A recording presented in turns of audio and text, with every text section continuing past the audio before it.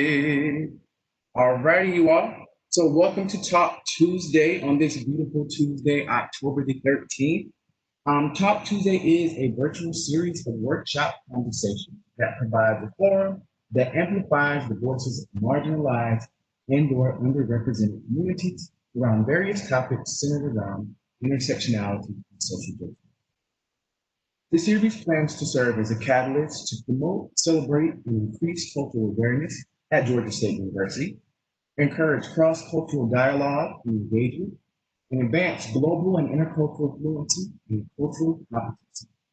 Each workshop is uniquely designed and expertly facilitated to create a safe environment for authentic conversation, varying viewpoints, and cultural exchange. Selected guest speakers help to shift the personal paradigms and facilitate learning and understanding through their scholarship, service, and storytelling. The topics and speakers presented do not represent the views of the Multicultural Center at Georgia State University, but are intended to reflect contemporary social concerns. All are welcome to take part in these cultural conversations. I am your host, William Brito, and on this Talk Tuesday, our panelists will have a discussion in recognition of Love Your Body on the topic of women of color and the racial origins of fatphobia. In Fearing the Black Body, the Racial Origins of Fatphobia, Dr. Sabrina Strings, Assistant Professor of Sociology at the University of California, Irvine, discusses the stigma of larger, primarily female body types and how deep racial and religious roots, rather than health concerns, led Western society to favor the lead. In this panel discussion, hear the perspectives of body-positive activists, educators, and cultural influencers as they weigh in on the topic and explore the implications it has from interpersonal bias to systemic oppression that affects every aspect of our lives, from economics to psychology. Our panelists include Reshonda Breeden, MA and PhD candidate from the University of Georgia, Angela Scarfia, Master of Science educator and plant-based health influencer, Camilla Ho, body positive model and coach and content creator, and last but certainly not least, Lyris Cross, the first plus-size model winner of Project Runway. Before we get started, let's allow our esteemed guests to introduce themselves, and we will start with Lyris.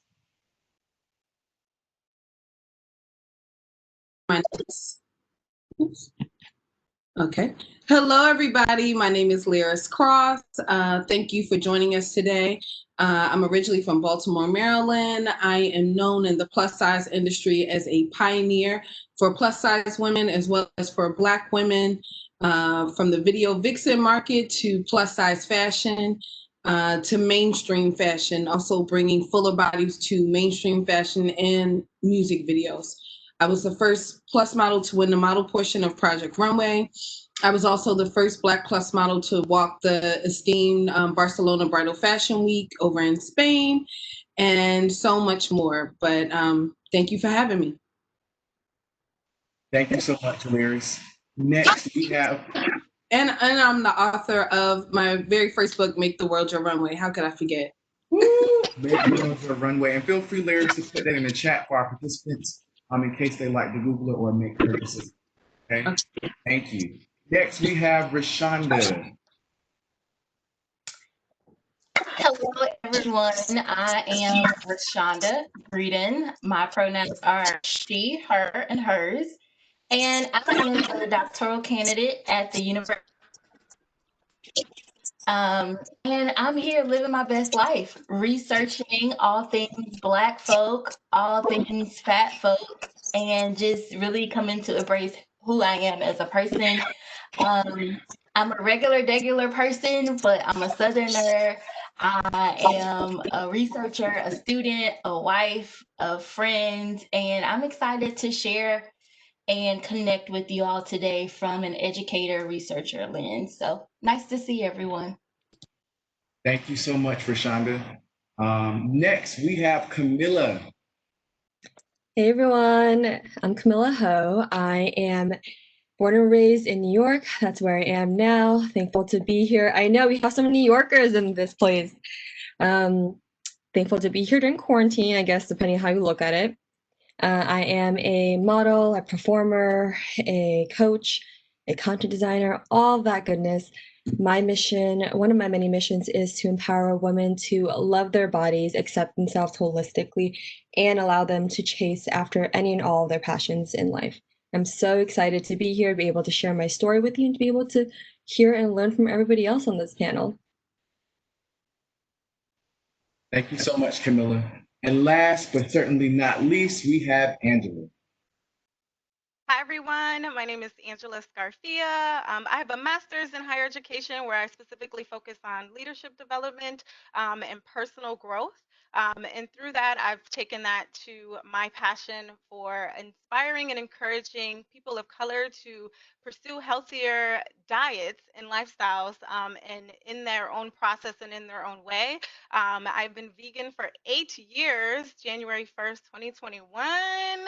But I am a thick vegan. I am not a skinny vegan, which stereotypes makes people believe that is a thing. It is not. So I'm here to share my experience from what being healthy is, but also embracing thickness. Awesome. So thank you so much, Angela. Also, panelists, just as a reminder, when you are not speaking, if you could mute to avoid any instance of feedback, but also don't be like me and forget to unmute yourself when you're speaking, okay?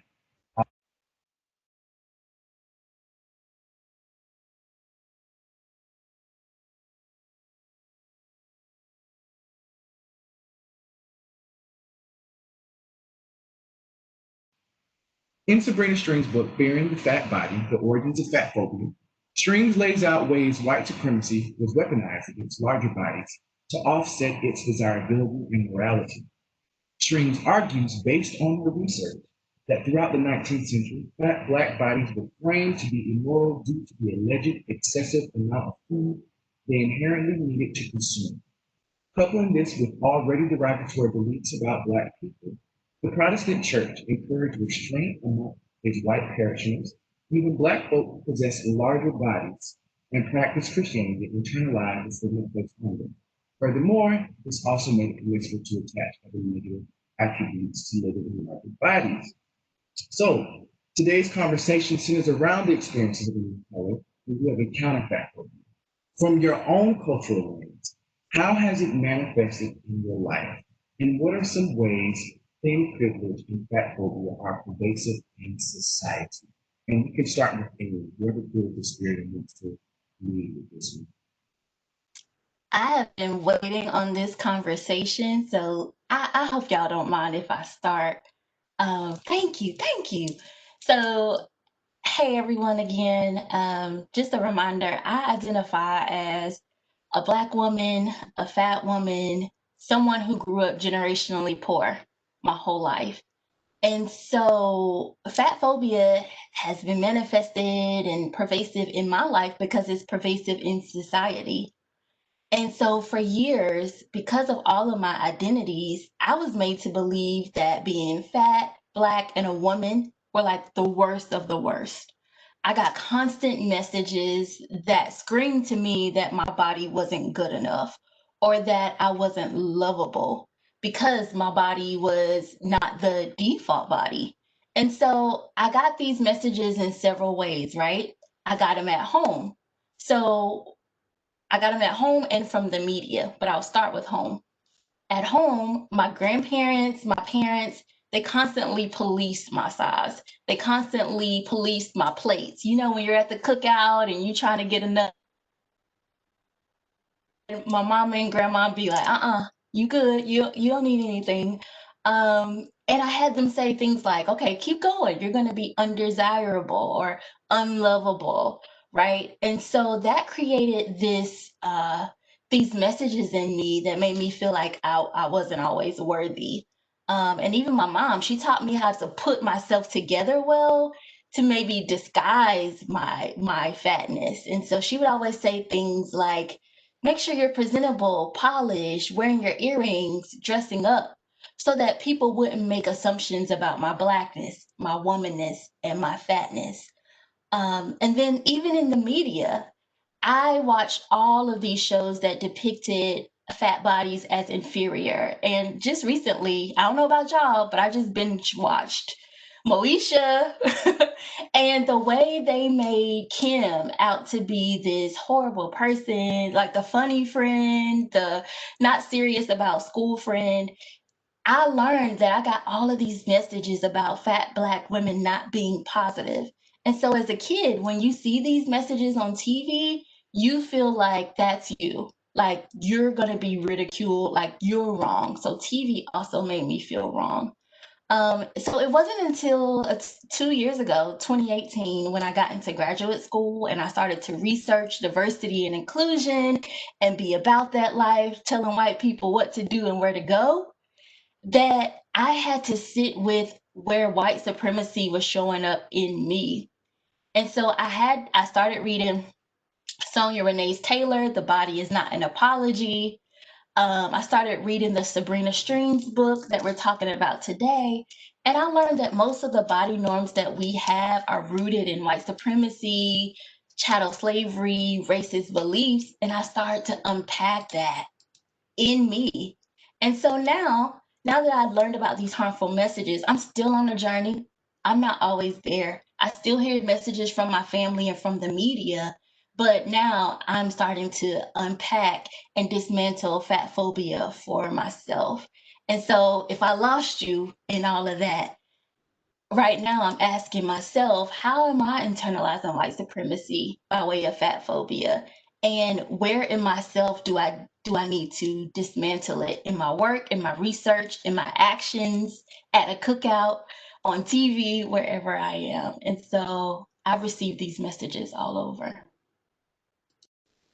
Thank you, Reshonda. Future Dr. Breeden. All right. Any of our other panelists, please feel free to chime in on this one.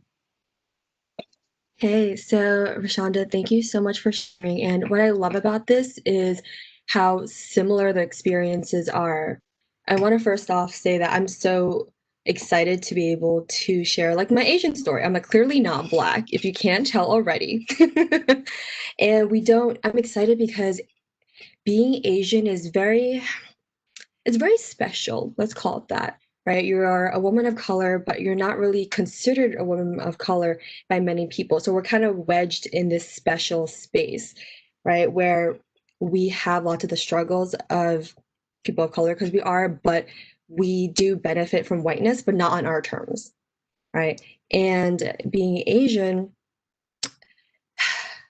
women stereotypically are just known to be very, very thin, very, very docile. My family's from Southeast Asia and Myanmar. I'm Burmese Chinese, so it was just always like thin women. So I can so relate to the point of, we have our own version of the cookout. We have like our own things. And it's always Camilla. Oh, you want to go back for a second round? Like, what about like, aren't you full? And I specifically remember there was this one time we went on a family and friend trip, and I was like, I don't know, I was like 12. I can't remember the age, but I just got boobs. That's a weird time for a woman. You got your period, you have boobs, and we should admit, listen, we're all humans here, we're all adults, and it's just like you're trying to figure out your body, right? And I remember going there, and we had like 20 people on this trip. We went into the elevator. We're trying to cram 20 people in this elevator. Clearly was not meant for that. And the elevator went ding, it's too heavy. And a family friend said, Camilla, get out. Haha.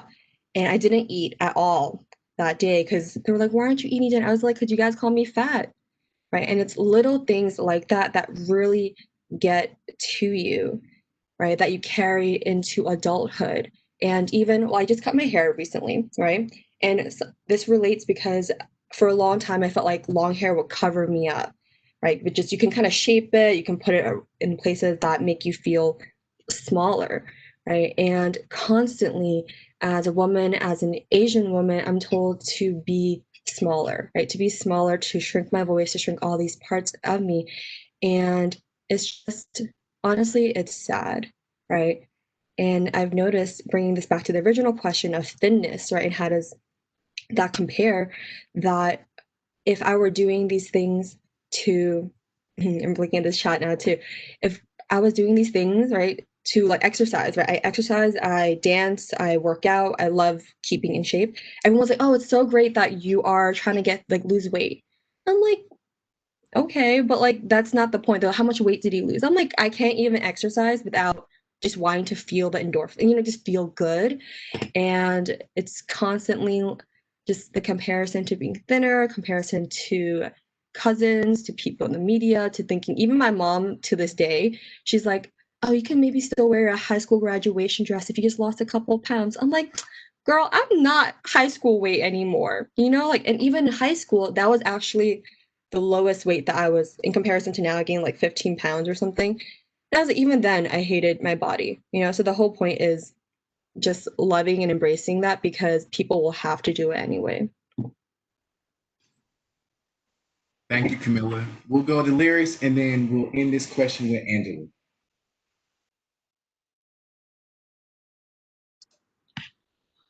Well, I'll say the versus of thinness and fatness has been against each other for years. And we see that especially with the images that we see in the media, from TV shows to movies to magazines. It's a shame when the average woman in America is a size 14, 16. And for years, you would have to wait once a year for Vogue magazine to do one photo shoot that happened to have one or two pictures of a plus size model a year. Or you would see a magazine and it would have, okay, this is the curvy style page. And it'd be like 4 looks on this one page for all the plus size women, but they have 5 different fashion layouts with a size 2 or a size 4 model. But these are the things that we see all the time, and still to this day, unfortunately, in some magazines and some outlets. But also goes to basic things from our parents saying, you don't want to get too big because you want to get married, right? Or like you said, policing your plate. I've had people police my plate, and I've had to definitely shut them down and say, this is my situation over here. You worry about yourself. So I get it. It crosses so many boundaries, and this is why it's really beautiful that we do have things like the body positive movement, or even a webinar like this right now, so we can have these conversations, so you can realize that you are okay. And there's different tools that we can use to uplift ourselves, and different points of view that we can use to look at health and weight in a positive way. Because I'm a big believer that just because you're plus size doesn't necessarily mean that you're unhealthy, and just because you're skinny doesn't necessarily mean that you're healthy either. I actually had to have a conversation with a woman recently I was on set with, and she just kept saying stuff. Well, yeah, I mean, because everything she brought up about COVID was about obesity. Okay, but obesity may be a factor, but there's age, there's a factor, there's conditions that people had before, but she just kept harping on it. And she must have felt like she put her foot in her mouth, because she ended up sending me an email later, because I pulled her up on set about it and was like, you do know that people can be plus size and still be healthy, right? So she ended up sending me an email and an apology. And I think this is why it's important for us to stand up, speak up, and educate people, because a lot of people are still stuck on a BMI calculator that is archaic and does not work. Thank you, Lyris. And finally, Angela.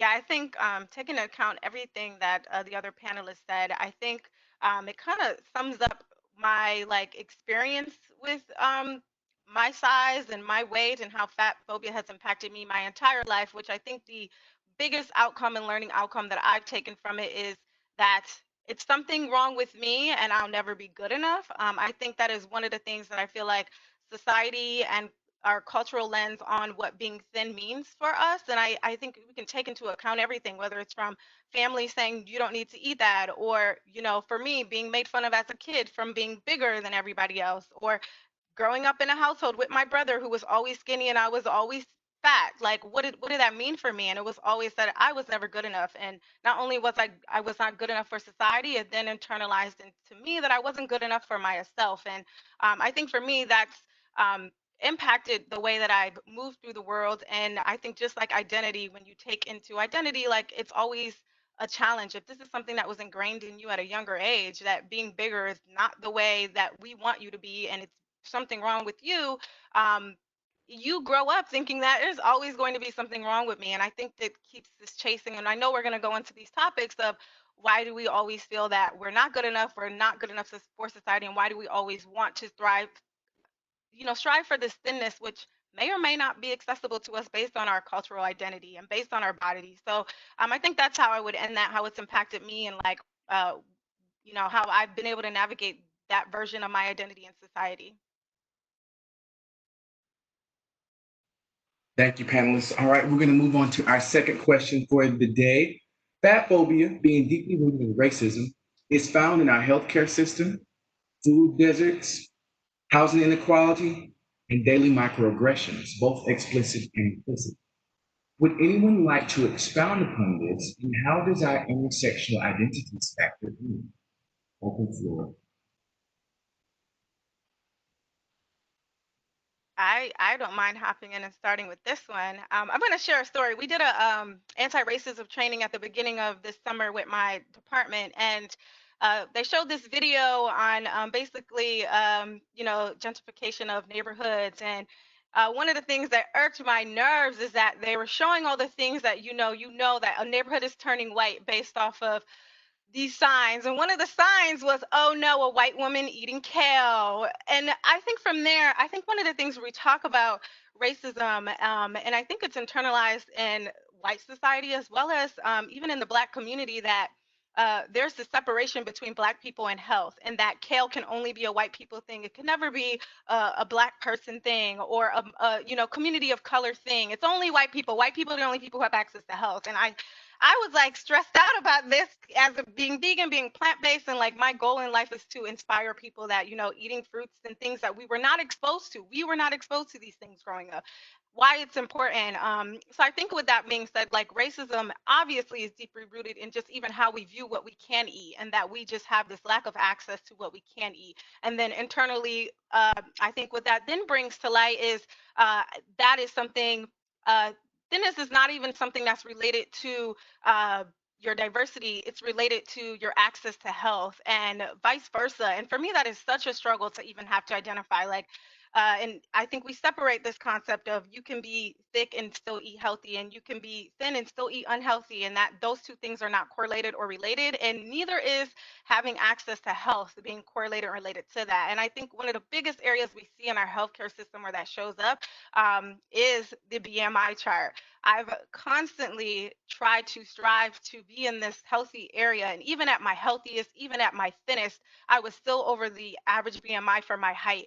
And I think that is something that I've struggled with, is that society and even our healthcare system has made it an unrealistic opportunity for me to reach their version of health, because my body type, that doesn't equal that for me. And I've had to try to separate like what society has told me has been the right way. The doctors have told me every time I go to the doctor, they're like, you can still lose a few more pounds. And I'm like, I've lost 30 already. What more do you want me to lose? Like, so I think for me, that's been our biggest struggle that I've seen when it comes to racism and how it impacts our healthcare system, as well as how it impacts just like our society and what we have access to and what we view as healthy, what we view as unhealthy. And I think fat phobia ties directly into both of those topics. Thank you, Angela. That was beautifully said. Any of our other panelists, please feel free to chime in on this question. Yeah, so what Angela said made me think about two experiences I go through. So one is with my doctor, one of my doctors, and another one is with a registered dietitian, right? So both of these relate to thinness equal healthy or whiteness being healthy. So with my doctor, every time I go to her, she just tells me to lose weight. Okay, I'll be like, my pelvis hurts. Have you tried losing weight? I have like a chest pain. Have you tried losing? I'm like, I understand that there is a connection between things, but it's like if I were 20, 30, 40 pounds lighter, may not be the case, you know? And I think it's so sad that women who are bigger constantly have to feel the need to validate these things and be like, oh, I'm healthy. Can you fix this one thing? Because that's just wrong, right? And I also saw something in the chat, right? Shaming somebody for being thin is also wrong. And that's something that's really, really important to note, because as we move towards body positivity, we forget body positivity and body inclusivity. We forget that that means bodies on all spectrums, right? So that is very wrong to shame someone for being X, thinner, bigger, whatever. Okay, so the other one is with a registered dietitian that I was working with, right? I wanted to learn how to eat healthier, have more of a balanced meal. And I remember her telling me that because you eat ethnic foods from your ethnic background or ethnic foods, that you have to like be more careful, right? And I couldn't quite put a finger on why that came off wrong, right? But it's been this struggle, right? And I think all of us can relate if we have families who are from, not America, not the United States, that it's like our food is not unhealthy, right? Our food from your culture is not unhealthy. You can have healthy food that's not kale, not like rabbit food, right? And it is sad that we only relate healthiness to, honestly, just foods that white people eat. To say it really directly, or unless a white person found it. Now we all love that Asian food now, right? All that fusion Asian food, but it's like healthy Asian food is healthy insert ethnic food here, but it's like with the sprinkle of that white touch, because they just change it. I'm just gonna say it how it is, and that I find that deeply sad and wrong, right? And we'll leave it at that. Miller, you've blown us all away. All we can say is wow. My last two panelists, Reshonda, Lyris, would you all like to contribute to this particular question? Reshonda looks like she's trying to collect her thoughts.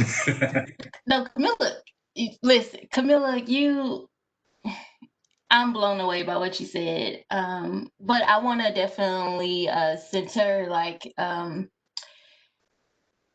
this in a research frame as well. So not only are fat folks impacted everywhere we go, but particularly in workspaces.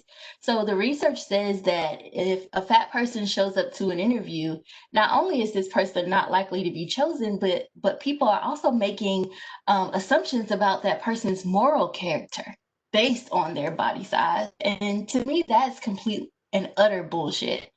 So we're talking about healthcare, we're talking about jobs, we're talking about housing, and it's just a travesty. I mean, I have my own examples about the healthcare system and walking in and asking someone to look at my scalp for a scalp condition and being told that I needed to lose weight, right? And also just microaggressions that we constantly hear from people who just need to mind their own damn business.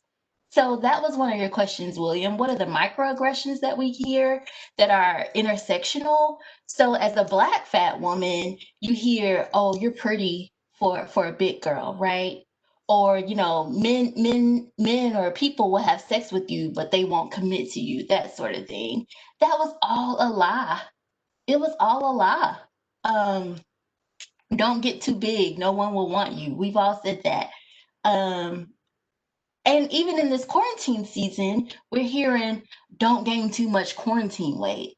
Listen, the world outside is burning, literally. And if I want to eat whatever the fuck I want to eat to feel comfortable and to make it through to the next day, let me eat it. And you just see on social media people being like, I need to get rid of this quarantine weight. How about you just promise till tomorrow? So if I want to eat this donut, if I want to eat this cupcake, let me live.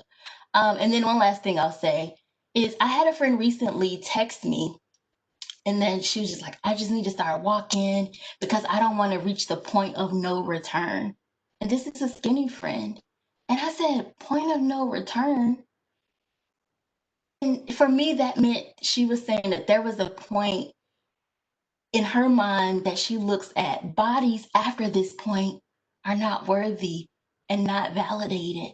And so I still haven't had this conversation with her because I don't want to hurt her feelings.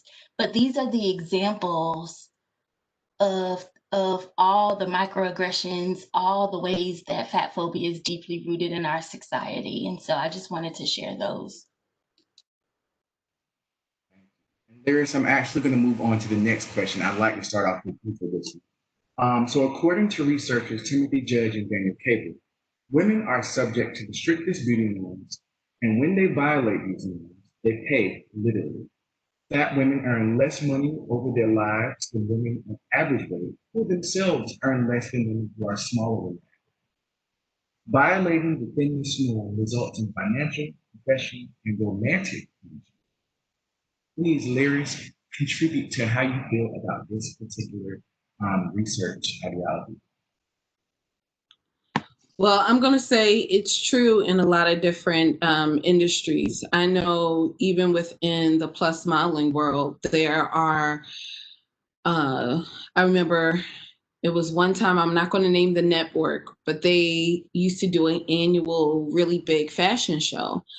And one year, they usually did it in New York, but this year they were doing it out in LA for their big concert time, award time. And I was so disappointed to hear that they were hiring models for the show, but the plus models were expected to do the show for free. Yeah. These are the things that, I mean, this happened a few years ago, but you know, this isn't something that happened 10 years ago or 15 years ago. This probably happened maybe 5 or 6 years ago. So it just shows you like how much they still do not value us. In my industry as well, we may not get called for the big campaigns and gigs. And if that's happening, then we're not making the same money that a straight size model makes. We're not getting the same visibility that a straight size model makes. Getting, you know, there have been instances where sometimes models will get booked, you know, they need a straight size model and they need a plus size model, and the straight size model is getting paid double what the plus size model is getting. So although those things are leveling out and they're starting to become more standard, still the opportunity, we need the opportunity so we can make the same amount of money. And then don't even get me started when you're Black and you're plus and you're modeling. That's a whole other layer of issue, because a lot of times white bodies and white models, their skin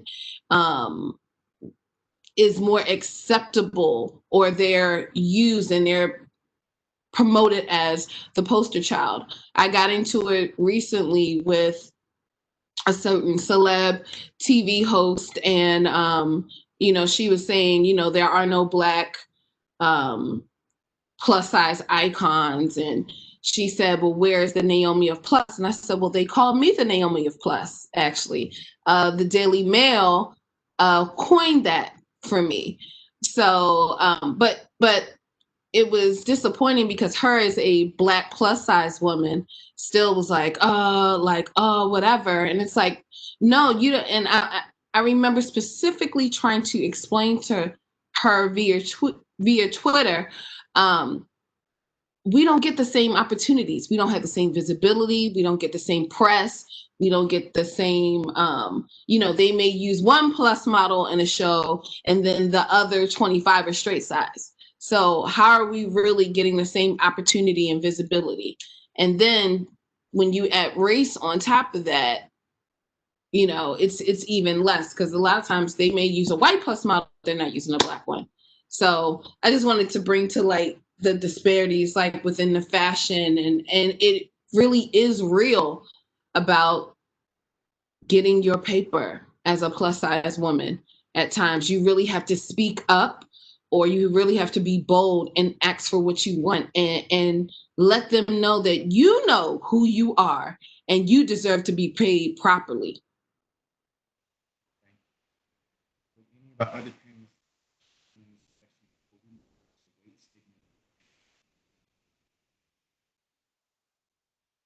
Can you all not hear? Can you hear me? Okay, okay. Sometimes my mic goes in and out because I was unmuted. But would any of our other panelists like to weigh on this before we move into weight, stigma, and shaming? Yeah, so that, Nurse, thank you so much for sharing, because you said something else earlier in the panel, I can't quite remember, but it made me think about opportunities, right? A lot of times we have this woman competing with woman mindset, and then you have women of color competing with women of color mindset.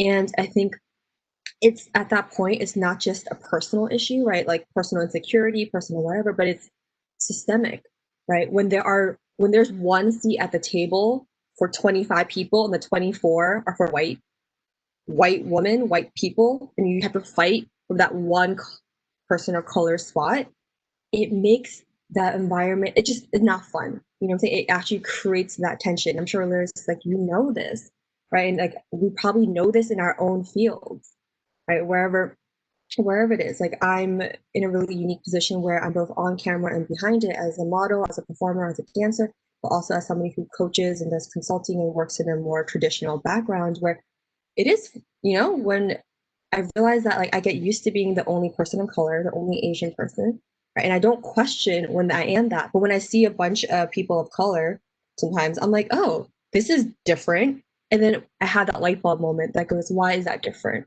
I held a workshop recently where all the women, except for one, were women of color. She even told me after the workshop that she felt strange. She's never been in that position before, right? That she was the only white person. And I was like, this is a good. I was like, yeah, she's like, it was strange for her. I don't know if uncomfortable was the word she used, but it was different. And that made me think, wow, like safe spaces, right? And seeing people who look like you. She said she's so used to being surrounded by people who look like her. So she's finally, not in that space. And that does impact the way you carry yourself. That impacts your mentality, that impacts everything. I do want to Chime in really quick before you move past there. absolutely. I love what Camilla just said. It impacts everything because, like I was saying in the chat, it normalizes a lot of things for us. So we're constantly trying to live up to a standard, or I'll say for years. I feel like we're going through a shift and a big shift and a change right now, but we've normalized fitting into their box, their beauty standard, what is okay for them, uh, having the right size nose, having the right body size, all of these things to complement what has been deemed as beautiful through their eyes. But those aren't the only eyes on the planet, thank God. Thank you, Lyris. I do want to direct our next question specifically for Angela. Weight, stigma, and shaming can have a very negative impact on a person's body image and overall health. Diet culture is a consequence of fatphobia, which has birthed a multi-billion-dollar diet, fitness, cosmetic surgery industry that preys on people, especially women, to find insecurities with their appearance. So, how has society normalized diet culture, and how has it impacted your own self? Yeah, I think this particular topic became more of a realization for me in the past year. One of the things that I do via my social media platform is share different fruits that people can incorporate into their diet that they potentially never heard of before. And what I've acknowledged is that diet culture, as well as the industry, has been trying to capitalize on my content. They immediately are utilizing and taking advantage of the fact that my content represents health. It is tons of literally nothing but fruits. When you go to my page, it is fruit. And the diet industry is trying to capitalize on that. They are literally coming to me, asking me to promote their vitamin, their supplement, and I can't even begin to tell you how many emails or how many DMs I get from these companies. Literally, there was at a point where I was getting at least 2 a day, and for me, it was this realization that one, people are trying to use my content, which is the exact opposite of what I'm trying to promote. I am not trying to promote people to lose weight. I'm trying to promote people to eat more plant-based unprocessed foods, which is not correlated to, I feel like, weight in the bigger picture. It is correlated to health. So for me, I think one of the biggest struggles that I've one had to take into account and experience is my intersectionality when it comes to my identities. I am multiracial. I identify more so with my Black culture. In addition to that, my body type identifies with my Black culture. Like I am a nice, shapely, and I love my body. I think it's a blessing in all shapes or form. But one of the things that I think has been challenged me is that I am a vegan, and I am not a skinny vegan. And what I promote is I'm not promoting thinness. I'm promoting health, and it's the challenge for me to know that the society only sees me as an opportunity to promote thinness or promote what their version of what I'm promoting equates to. And to them, it equates to a diet pill, or it equates to a quick fix for you to want to try to change your shape. And that's not at all what um, I think I'm promoting. And additionally, it's a struggle for me to have to like challenge society every day and say, no, this is not it, and this is not what you should be preaching to people, nor is it should be what you should be putting on people who are trying to change the version of what health means and what eating plant-based looks like. So I think for me it's been a super, it's been challenging for me to say the least. And I think in general, like embracing my own identities, which got me to here. It's sad to even say, and I had to reflect on it, especially when I was reading the book, that this whole thing is based off of. I found myself practicing like diets that the book was talking about back in like the 1600s, and I'm like, wait a minute, why was I like trying to do that to lose weight? And uh, getting to veganism, I did a cleanse that actually was supposed to be for weight loss, but what I loved about that experience is that at the end of the cleanse, it wasn't even about the weight. It was about how I felt from eating clean, and it had nothing to do with my weight. So I think taking that into account is that diet culture has been the root of what encourages people to want to eat healthy. However, it should not be their learning outcome at the end of the experience. You should leave knowing that eating healthier makes you feel better, but it doesn't matter if you're still thicker. It doesn't matter if you're still um, over the BMI that society tries to tell you to fit in. It doesn't matter. And that's not what you should focus on. If you're chasing an image, you're probably never going to reach it. So that's how I feel about that question, and still frustrates me. Understandable. So in the most recent SNL episode, Savage rapper Megan Thee Stallion used this platform to make a personal and political statement in her performance using a sample of Malcolm X's 1962 speech that posed the question, who taught you to hate yourself?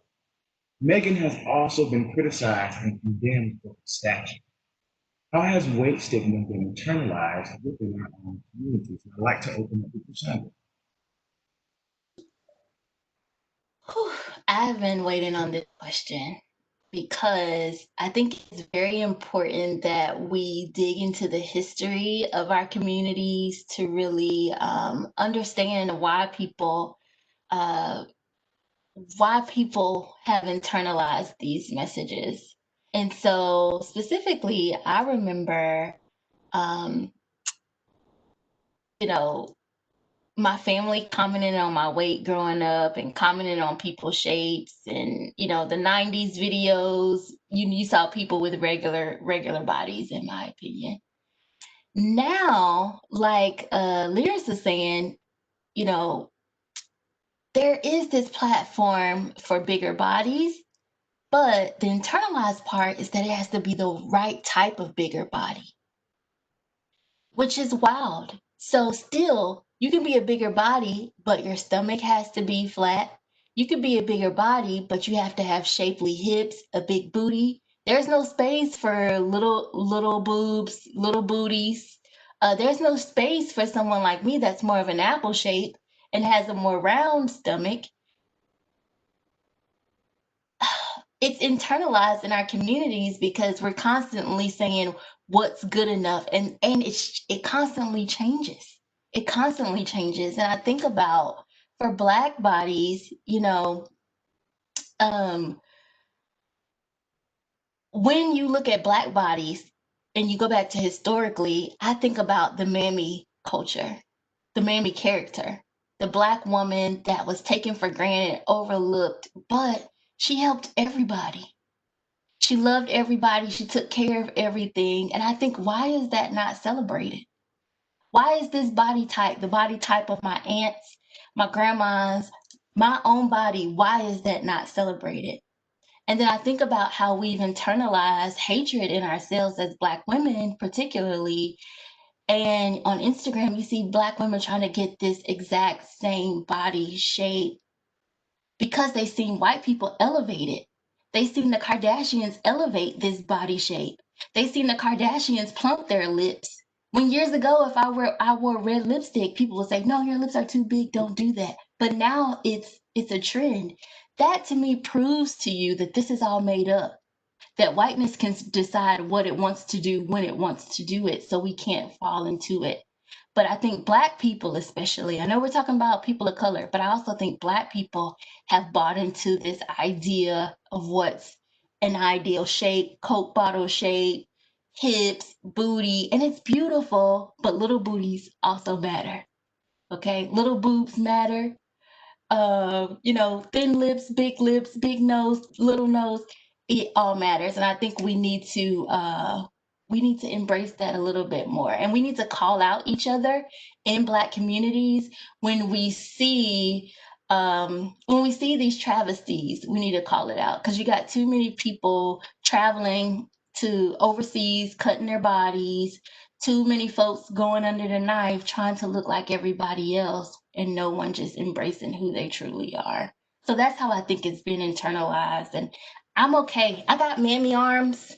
To me, that says that I know how to cook some good old mac and cheese. Okay? And so I'm embracing that. I'm not sad about these arms. These arms say I know what to do in the kitchen. I'm not mad. That's the mammy in me, and I embrace that. Speaking of that, what part of North Carolina are you from, Reshonda?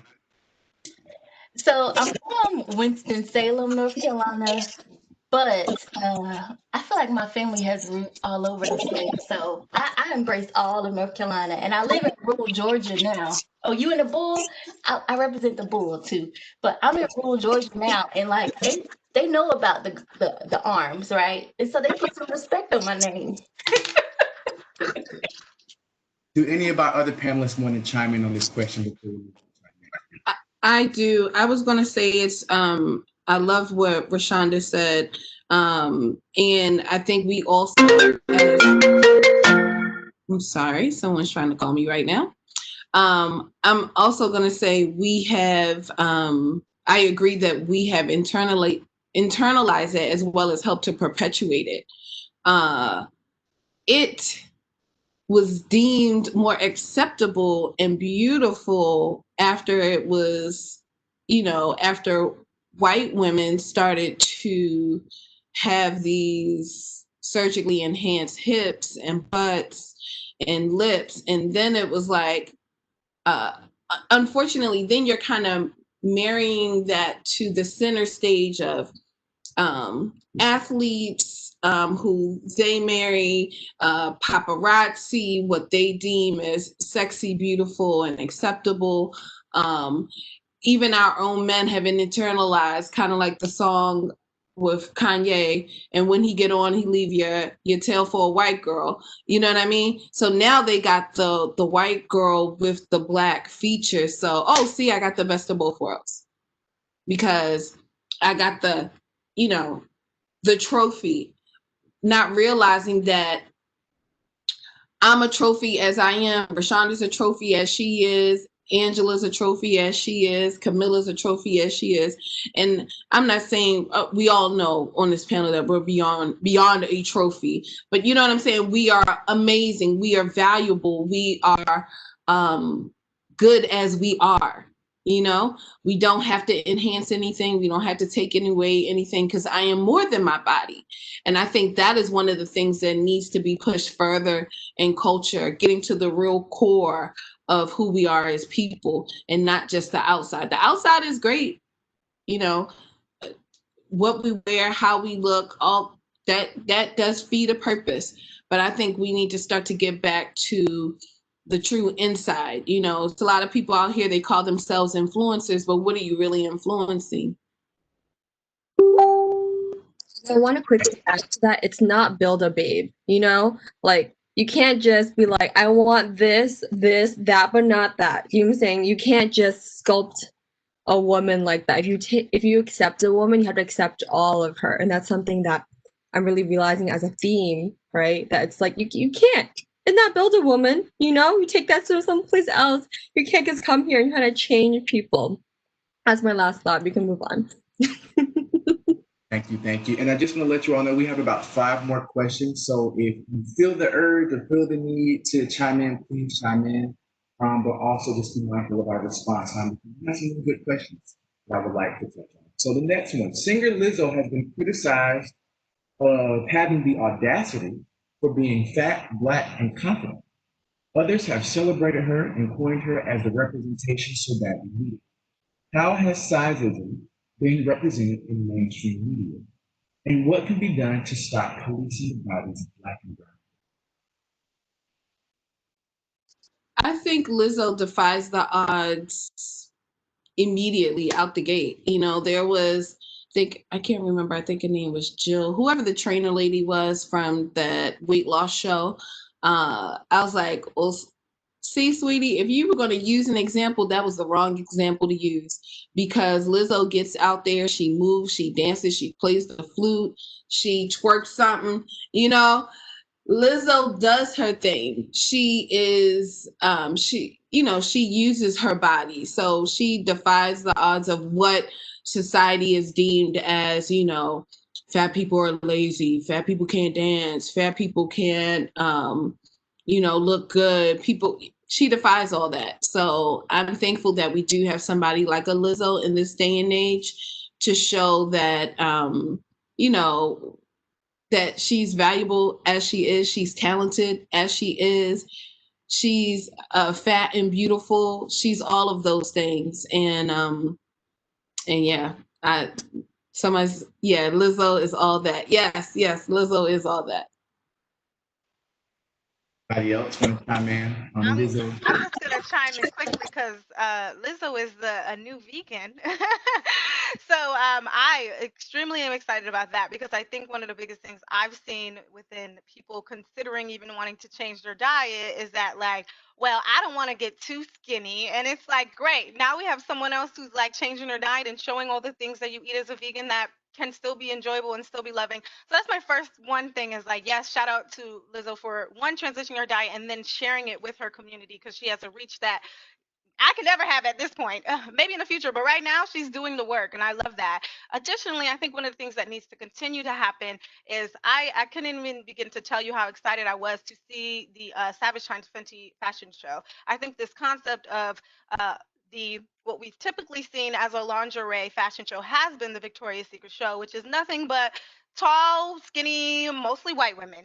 So what I love about taking this concept of wearing body showing clothing and turning it into a celebration, which is what I think Rihanna has done. And she has brought so many different body types and giving them the platform to one, like show their talent and show that they're popping and show that they could still do all the things and put on a good show that any skinny white woman can do. And I feel like for me, it also embraced like the amount of people on social media I saw that did not have typical skinny body shapes being like, I love my body after watching this show. And the empowerment that it has brought to others who didn't have, and most majority of the people who don't look like supermodels, is that you can be a supermodel and you can be just as fly as any other person in lingerie and you can be just as sexy. And I think we need more of that. We need more of seeing people change the game of what we've typically been shown in media as acceptable. And we need to see what is actually the reality for most people. And so I props to Rihanna, and obviously Lizzo was featured in that. And I love all of that. And I want to see more of that in the media.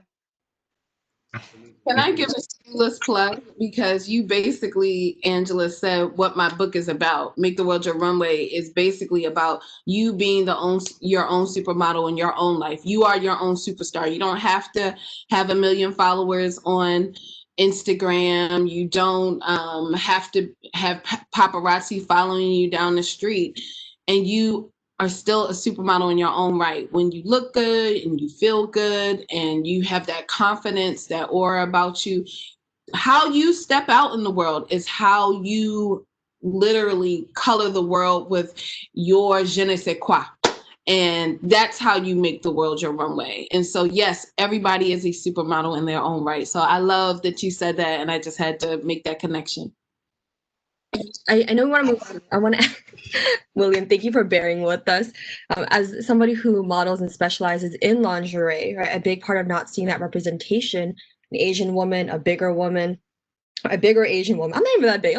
I was a 10, now I'm like a 12 now. You know, that's a plus in the modeling community, but anyway, but that was a big part for me, right, to just own my own body and to feel empowered in it and to not wear something because I want to be sexy for somebody else, but to do this for myself. And through doing this for myself, other people, like I've gotten lots of women of color, but also like lots of Asian women say, oh my God, I've never seen somebody who had my body type and was Asian who did that, you know? And I think that is so empowering to just, you know, make the world your runway, Lyris. So plug you back in there. We're going to bring this cash money back into our communities, right? But seriously, I got started through modeling just by saying, oh, I can pose in front of a camera, right? I've taken Instagram photos. Why not model? And if there's anything that, you know, I hope that people watching this can take away from it is that you really do have that power to change your life by a decision like that. Right, thank you. All right, our next question, panelists. We have seen larger bodies weaponized to justify the mistreatment, malpractice, and murders of countless Black, Brown, and Indigenous people. How does this mistreatment and inherent fear of larger Black bodies contribute to racial oppression in our society? And anyone can answer that. I don't mind taking it. When I read this question, I immediately thought about the mistreatment and inherent fear that our babies experience in K through 12 schools. Okay, so the research says that Black and Brown children who are bigger face stricter punishments and harsher rules, and they get in trouble quite a bit because teachers are scared. Teachers are scared of bigger bodies. Teachers don't know what to do when the person in their class is bigger than them, and so oftentimes, because of this, people really experience some harsh experience in the classrooms, and then that impacts who people show up and who they are. Like it just does. And so I think that's something that we have to think about. I think we need to help folks unpack that larger bodies aren't bad.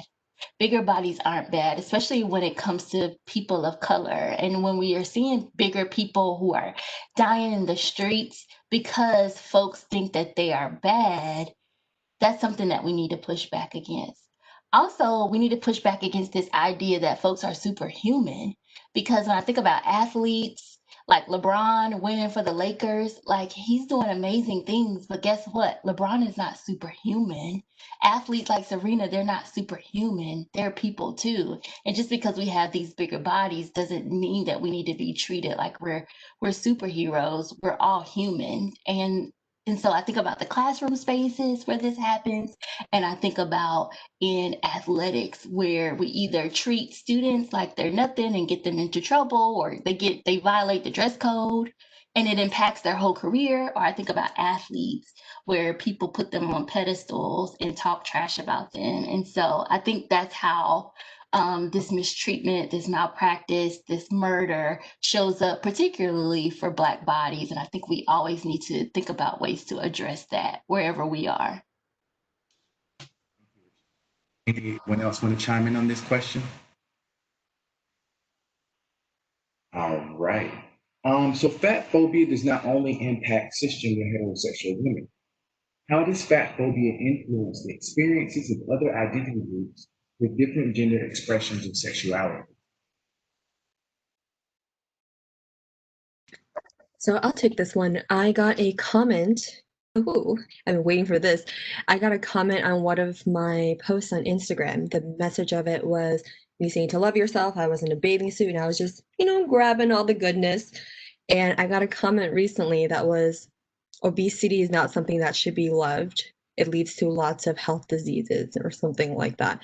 And I'm like, I was thinking, do I respond and spend my energy to that, right? But also, the other thing is, if I was a thinner person, right? If I was thinner, like we see thin white woman, it's the norm on Instagram. That's literally the Insta body, right? The tan, the bit long leg, all of that. And like, if that was me saying that, if I had that body type, nobody would say a thing, you know? Nobody would say anything. If that was the body type wearing lingerie, nobody would say anything. But because I have this body, right? Because I have this body and I'm confident enough to show myself in that, all of a sudden that's policed. Right? All of a sudden it's not okay to do that. Like this is an obesity thing, which is completely unrelated. Whereas people would not bat an eye if I had a different body type, because you are allowed, unfortunately, society changing now, right? But you are only allowed to celebrate your body type if you fit in this really specific ideal. So it does impact sexuality, it impacts expression, right? It impacts all of these things because we are not given the safe spaces and we are not allowed to express ourselves confidently because of the bodies we are in. Thank you, Camilla. Just adding to this as well, we speak about women being heavily impacted by body expectations and things of that nature. I remember being younger, and my mom used to always tell me, because I was a thick, chunky kid, and she used to always tell me, I'm glad you're not a girl, because if you were a girl, you would get a lot more negative attention, or you're a man, so you can handle this.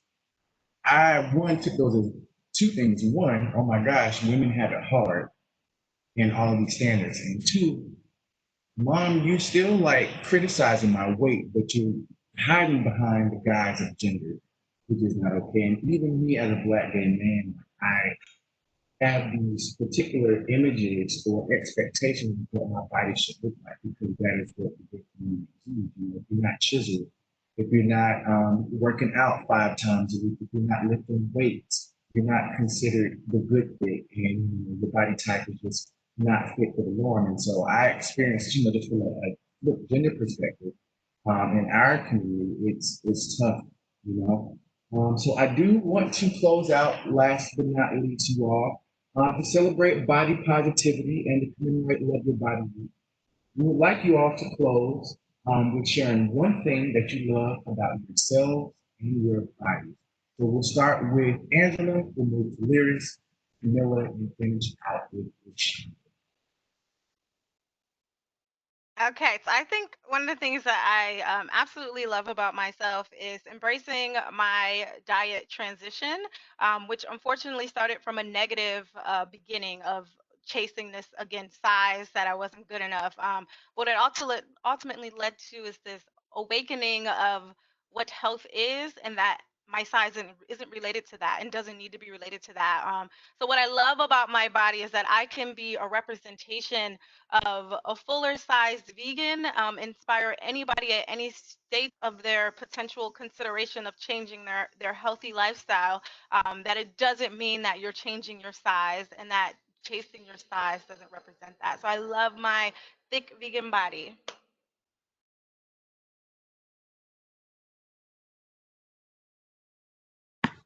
Well, you told us to name one thing we love about ourselves and one thing about our bodies. I'll say I love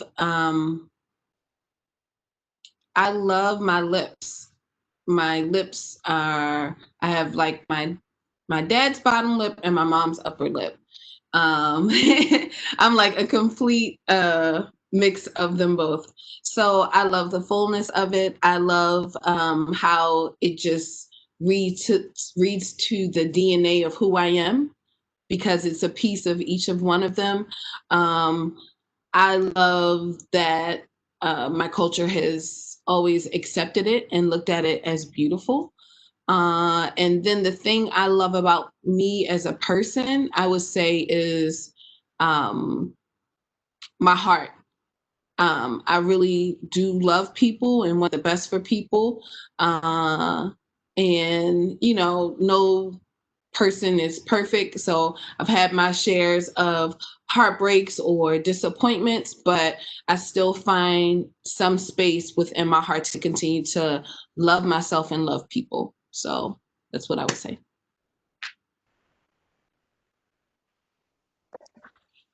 For me, okay, so body and then ourselves. I love all of me, okay? Now I'm going to say it because it took me a long time. I paid a lot of good money, spent a lot of hours crying to be able to say I love all of me, okay? From the tip of my head, so what do you say? All the way down to my toes. But I want to focus on, I love my face. I used to be really insecure about it being round, and I always looked very, very young, right? But I'm like, you know what? One day I'm going to be 60 and look like 35 or something. So it is what it is. And as for what do I love about me, I love my determination and my passion. I have been knocked down so many times in my life and pop right back up, after some work. And I just keep going no matter what. Nothing can stop me. And I love how I have this passion to use that resilience and determination to help other people and to change the world. I'm trying to think of a better way to say it, but we're all changing the world here. So I'm using that to change the world.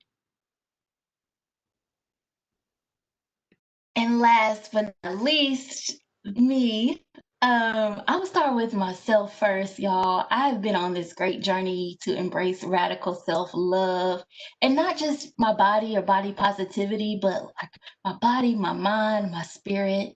And it has taken me so long to find doctors, therapists, healers, friends who affirm who I am. And so I'm just proud of me being in this body, this radical self-love space that just wants to take up space, do what I want, say what I want, show up however I want to show up. And so I'm really proud of that, and I will continue to do that. But what I love about my body is my stomach. For years I criticized her. I wanted her to shrink. She was trying to tell me she was a bad bitch and does what she wants, but I didn't want to hear her. But my stomach, she tells me when something ain't right, when I need to be like just aware, like in my gut, she's like, nah, you can't fool with that person, right? She tells me, she gives me a little bit of butterflies when I'm nervous about things. She reminds me when it's time to eat. She gives me like a little baby roar, like it's time to eat, girl. And so I just really appreciate my stomach. She's been my best friend. She's been here. She's literally nurtured my body, and I apologize to her for all the times I took her for granted. Awesome, awesome. So before we close officially, Angela, Lyris, Camilla, Reshonda, thank you all so much for taking the time out of I know busy schedules to have this conversation. I have been facilitating Talk Tuesday since June. Quite frequently, this by far has been my favorite conversation. So thank you, thank you, thank you. This has also been recorded, so if you want the recording of this, I would be more than happy to send it to you. Also, I would like to shout out our director, Latia Sinclair, who is on the call for creating this particular Talk Tuesday. Latia is very creative.